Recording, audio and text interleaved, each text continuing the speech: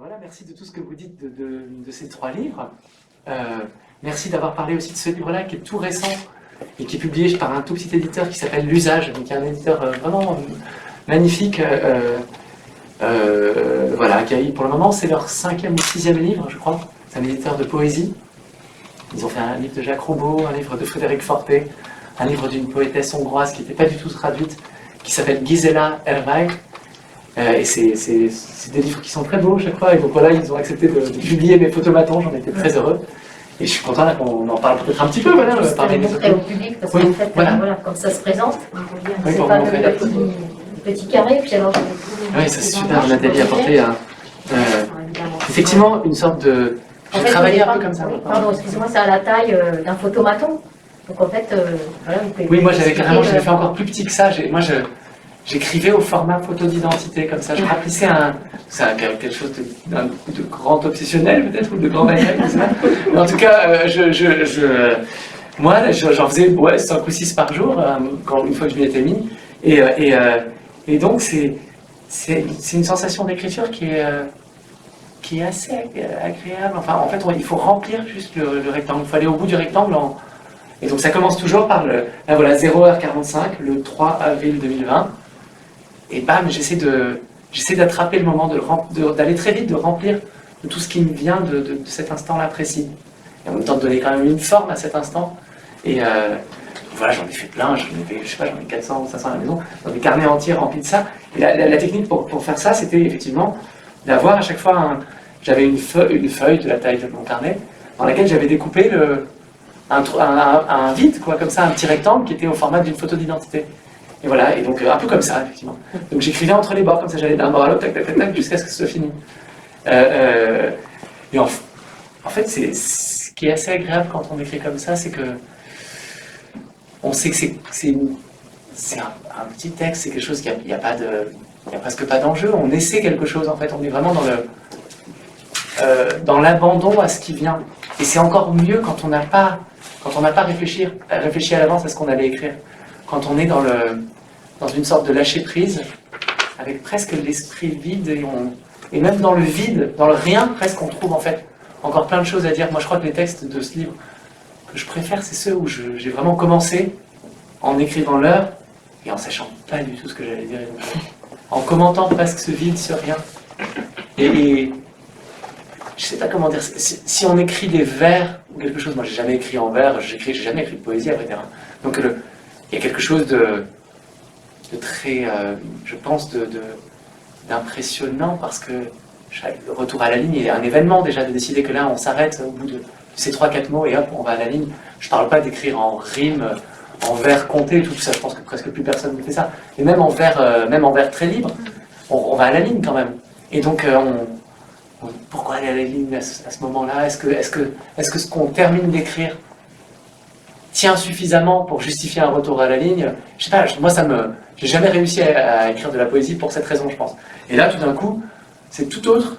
Il faut remplir le rectangle. Ça rend les choses très prosaïques, très comme si on était avec du mortier, quoi. Enfin, je sais pas, comme si c'était de la... Oui, il y avait quelque chose presque de purement... Les mots sont une matière. Enfin, voilà, il faut aller au bout. On regarde si ça tient debout ou pas, si ça fait un rectangle auquel on tient un peu ou pas. Et donc voilà, je me suis pas mal amusé à écrire ça. En fait, c'est une contrainte qui rend libre. Ça rend très libre, oui, c'est une contrainte. En fait, ça peut paraître peut-être un peu contraignant, mais en fait, c'est le degré zéro de la contrainte, d'avoir juste de noter l'heure et après d'écrire ce qu'on veut jusqu'à avoir rempli l'heure. Et j'essayais toujours d'être dans le présent. Ma question un peu toujours, c'était qui est là, qui est en train d'écrire, de quoi il est fait cet instant. Vraiment comme quelque chose d'assez photographique. Qu'est-ce qu'on attraperait, qu'est-ce qu'un appareil, un enregistreur, pas seulement de l'image, mais du son, un enregistreur qui pourrait aller voir à l'intérieur de nous, de ce qu'on ressent, de l'état dans lequel on est. Qu'est-ce qui capterait de ce moment-là? Et donc voilà, j'essaie de me faire l'enregistreur d'un moment. Alors, ce qui était quand même assez paradoxal, c'est qu'en fait, c'était un espace de liberté qui vous était donné, alors qu'on était en pleine période de confinement, et que du coup, on était quand même enfermé dans l'espace, alors que là, vous aviez la liberté que vous donne l'écriture, quoi. Alors, c'est vrai. j'ai commencé avant, en fait, moi, c'était pour un projet d'expo, pour une galerie, donc il fallait faire quelque chose d'un peu plastique. Je veux dire plastique au sens où quelque chose de visuel, un peu, c'était pour des choses à mettre au mur. Et donc ils avaient demandé à plein d'artistes avec lesquels ils avaient travaillé déjà, pour une expo anniversaire, de travailler autour de l'autoportrait. Et moi je sais qu'écrire en fait, donc je sais pas faire un dessin ou quoi que ce soit, donc je me suis dit, bon, peut-être que je vais essayer d'écrire dans un cadre, de faire quelque chose qui pourrait être mis au mur. Et donc j'ai commencé à faire, je me dis je vais faire des petits autoportraits, des petites photos, des petites photos d'identité, une série de petits autoportraits comme ça, qui peut-être après si ça tient le coup, on pourra les mettre au mur comme ça. En fait j'en ai fait 6 ou 7 et j'ai vu que j'adorais faire ça. Et donc après l'expo n'a pas eu lieu parce qu'il y a eu, la pandémie, tout ça a commencé. Donc après ils ont tout à fermer. Mais moi j'avais commencé ce truc-là et c'est vrai que j'ai continué après. Donc c'est ça ce que je trouve... Une des choses aussi que je trouve involontairement intéressante dans le livre, c'est le fait que ça arrive, ce truc-là, mais ça arrive dans un dispositif qui précède, qui n'est pas du tout pensé pour ça. Moi, j'avais déjà commencé mon truc, et tout d'un coup, c'est vrai qu'il y a ça qui arrive, et donc, on voit les états successifs, et en plus, j'avais pas trop... Enfin, malgré moi, ça arrive, mais c'est pas vraiment pas du tout un projet autour de ça.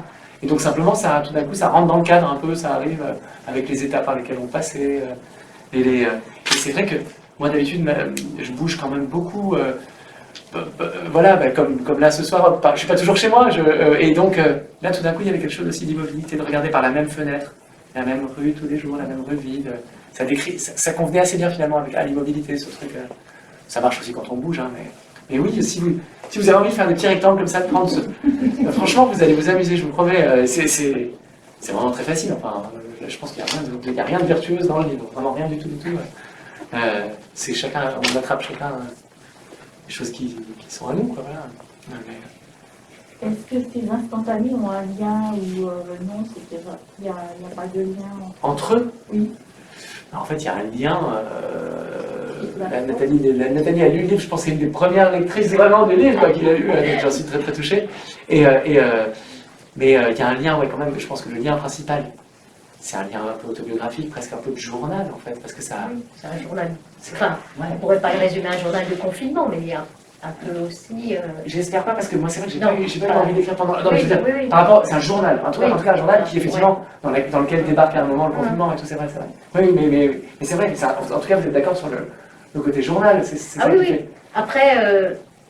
Voilà, il y a aussi tout le travail autour de l'écriture. Et comme la rédaction était presque concomitante avec celle des orages, voilà, il y a des allusions aussi au travail autour des orages, donc c'est intéressant ou pas. Parce que du coup, ça casse un peu la main, comme on dit des fois, c'est dommage. Mais bon, oui, par rapport à ce qu'on... Voilà, oui. Par rapport aux orages. Oui, voilà. Parce que ça dit donc c'est pour ça, moi, je vais laisser le lecteur... c'est intéressant. Moi, c'est pour cette raison que je ne l'ai pas lu, par voilà. exemple. Parce que du coup, Vincent, il ne voulait pas savoir. À me dire, bah tiens, on apprend que dans telle nouvelle, ça se passe à tel endroit, etc. Et moi, c'est une sorte de making-of, en fait, de votre recueil. Et moi, je voulais garder la lecture des nouvelles que je les avais lues sans rien savoir autour. Parce qu'en fait c'est vrai que je continuais de le faire, même. En fait, il y a un moment, il y a eu plein de moments, en fait, dans une année comme ça, je sais pas, et donc il y a un moment où j'étais à fond en train de travailler là-dessus. Donc moi, ce qui m'arrivait tous les jours, c'était de travailler sur ce livre.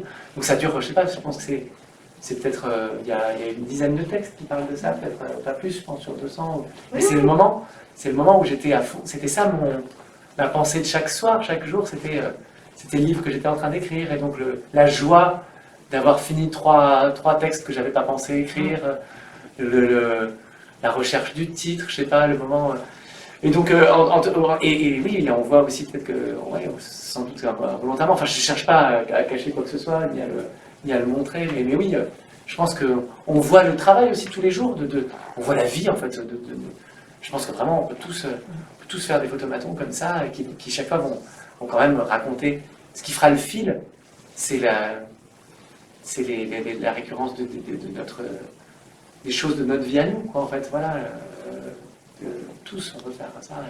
Et ce qui fera la cohérence, c'est nous, c'est les gens avec lesquels on vit. Il y a aussi les enfants autour, je sais pas, il y a un peu le quotidien, quoi, je sais pas comment dire, il est là. Je sais pas si c'est intéressant ou pas, enfin, je sais pas, moi, ça, je pense que ça dépend vraiment des goûts, en fait. On peut aimer ou pas aimer ça. J'essaie de donner bien sûr une forme à ça quand même, hein. J'essaie toujours de...